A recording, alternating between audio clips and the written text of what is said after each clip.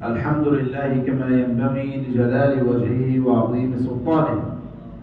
الحمد لله وكفى، والصلاة والسلام على النبي المصطفى صلى الله عليه وآله وصحبه وسلم تسليما كثيرا. وبعد، بداية نتقدم بجزيل الشكر لإدارة هذا المسجد والعاملين فيه، فجزاكم الله خيرا كثيرا بإتاحة الفرصة لنا التحدث معكم وإلقاء التوصية لكم. Pertama, beliau mengucapkan terima kasih yang sebesar-besarnya kepada DKM Masjid Al-Maghfirah yang telah menyambut dan memberikan kesempatan kepada beliau untuk memberikan tausiah pada siang hari ini di tempat dan ya di waktu yang istimewa ini. ونحن نعيش في هذه الأيام أجمل أيام الدنيا وأجمل الشهور عند الله شهر رمضان. لماذا؟ لأنه أنزل أعظم معجزة في هذه الدنيا ألا وهو القرآن الكريم. Alhamdulillah, kita semua sekarang di bulan yang istimewa, bulan suci Ramadan, di mana bulan ini Allah menurunkan Al-Quran sebagai mukjizat terbesar bagi umat manusia. وشهر القرآن هو شهر رمضان، وبفضل الله تبارك وتعالى نحن في غزة فلسطين في كل عام يحفظون 2000 طالب وطالبة رغم الحروب وقصف المنازل ودمارها. ولكن كيف يحفظون ويوجد حروب هناك؟ Alhamdulillah, beliau mengatakan bahwa negara Palestina sampai detik ini, walaupun sampai detik itu masih diblokade, masih menjadi sasaran target penyerangan Israel, tapi alhamdulillah berkat izin Allah, negara Palestina masih bisa melahirkan 1000 sampai 2000 hafiz dan hafizah per tahun, dan itu resmi dirilis di salah satu jurnal internasional di Arab Saudi. Jadi Palestina merupakan negara terbesar penghasil penghafal Al-Quran dalam setahun. نعم، يحفظون هذا العدد الكبير لأنهم يعرفون فضائل أهل القرآن، ويعرفون أن خير الناس وأفضل الناس في هذه الدنيا هم أهل القرآن. قال صلى الله عليه وسلم: خيركم من تعلم القرآن وعلمه. Jadi warga Palestina secara umum sangat memahami kenapa mereka bisa menghafal Al-Quran, karena warganya memahami betul istimewaan para penghafal Quran, sebagaimana dalam hadis Rasulullah Shallallahu Alaihi Wasallam, khairukum man ta'allama al-Qur'ana wa 'allama. Sebaik-baik kalian adalah orang yang mempelajari Al-Quran dan mengajarkannya kepada orang lain. ويعرفون أن الله لن يعذب أهل القرآن وحافظه، لن يعذب حافظ القرآن، والدليل قال صلى الله عليه وسلم: إن الله لا يعذب قلبا وعى القرآن الكريم فكيف بمن حفظ كتاب الله. Kemudian dalil yang kedua yang menjadikan para warga Palestina itu sangat menginginkan menghafal Quran, yaitu yang kedua, bahwa Allah telah berjanji tidak akan mengazab orang yang hanya memahami Al-Quran walau sedikit. Kemudian pertanyaannya, bagaimana dengan orang yang penghafal Quran? Tentu ini mempunyai posisi yang istimewa di mata Allah Subhanahu wa Ta'ala. نعم، القرآن يحفظ من يحفظه، القرآن يحفظ من يحفظه. كثير من القصص تحدث أن القرآن يحفظ صاحبه.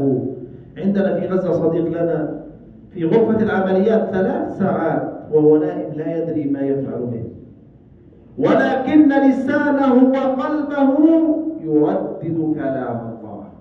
سبحان الله. Jadi di Palestina beliau bercerita bahwa para penghafal Quran itu benar-benar dijaga oleh Allah.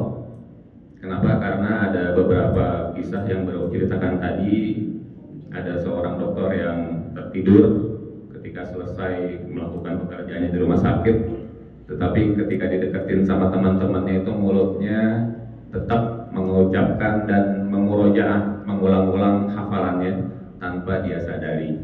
Jadi seperti hal-hal seperti ini sudah lazim terjadi dan kita lihat di negara Gaza. نعم.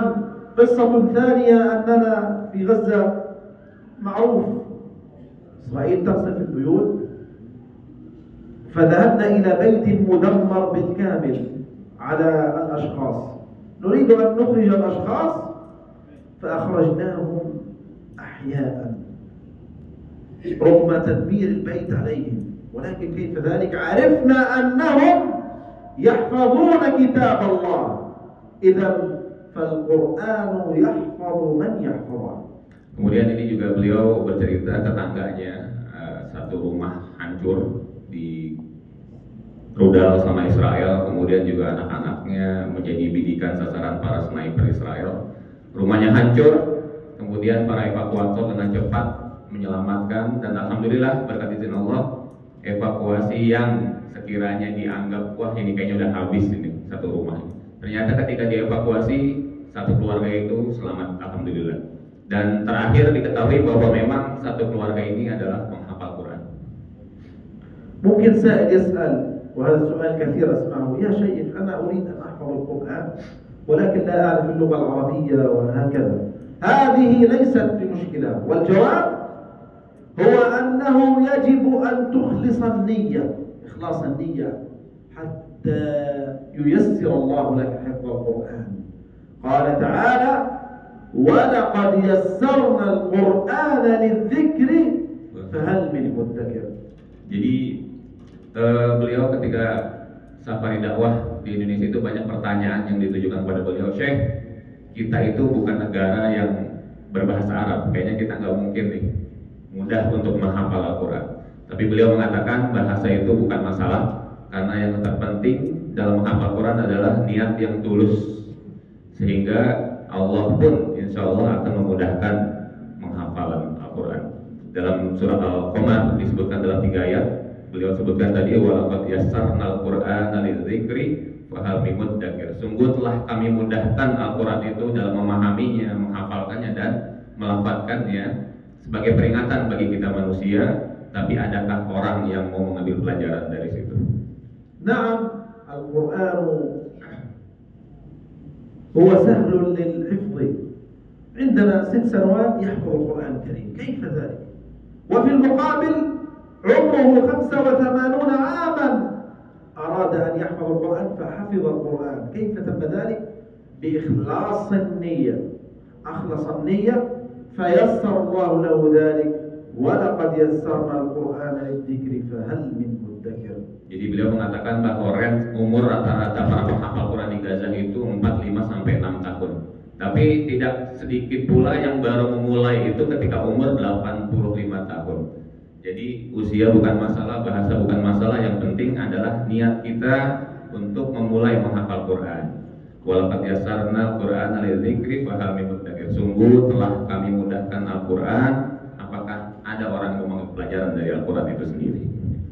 أسأل الله تبارك وتعالى أن ييسر لكم ولأبنائكم حفظ كتاب الله تبارك وتعالى. Kita berdoa semoga Allah memudahkan kita dan memudahkan anak-anak kita menjadi penghafal Al-Quran. وفي الختام رسالة شكر لكم من فلسطين، من غزة، لأهلنا في إندونيسيا، أنه بفضل الله تعالى ثم بفضل أموالكم تم بناء مستشفى إندونيسيا في غزة يذهب إليه الجرحى والمرضى ويدعون لكم. كذلك تم بناء مسجد استقلال إندونيسيا أيضا في غزة يذهب إليه المصلون ويحفظون كتاب الله في هذا المسجد. فلكم الشكر وجزاكم الله خيرا. Terakhir beliau mengatakan mewakili warga Palestina berterima kasih kepada umat Islam bangsa Indonesia yang selama ini telah mendukung perjuangan mereka, mendonasikan sebagian harta kita kepada mereka. Terbukti dengan alhamdulillah telah berdiri salah satu rumah sakit terbesar di Gaza dan Masjid Istiqlal di Gaza, dan alhamdulillah itu 100% donasi dari umat Islam bangsa Indonesia, bukan dari negara yang lain, tapi donasi dari umat Islam bangsa Indonesia. Beliau secara pribadi mewakili warga Palestina berterima kasih kepada umat Islam bangsa Indonesia atas dukungannya selama ini. نعم، إذا نسأل الله تبارك وتعالى الذي جمعنا في هذا المسجد أن نجتمع قريبا في المسجد الأقصى مصلين اللهم آمين آمين. والسلام عليكم ورحمة الله وبركاته. Kemudian beliau mengatakan kepada kita berdoa, warga Palestina semua berdoa semoga kita semua umat Islam di Indonesia dan umat-umat Islam di dunia bisa sama-sama berjamaah sholat di Masjid Al-Aqsa, karena selama ini Masjid Al-Aqsa sangat terblokir, dan apabila kita sudah bisa sholat berjamaah di Al-Aqsa, artinya insya Allah Palestina akan segera terbuka dan merdeka dan mendapatkan kemenangannya insya Allah. Demikian saya mewakili Syekh, saya tutup, kemudian nanti mungkin ada dari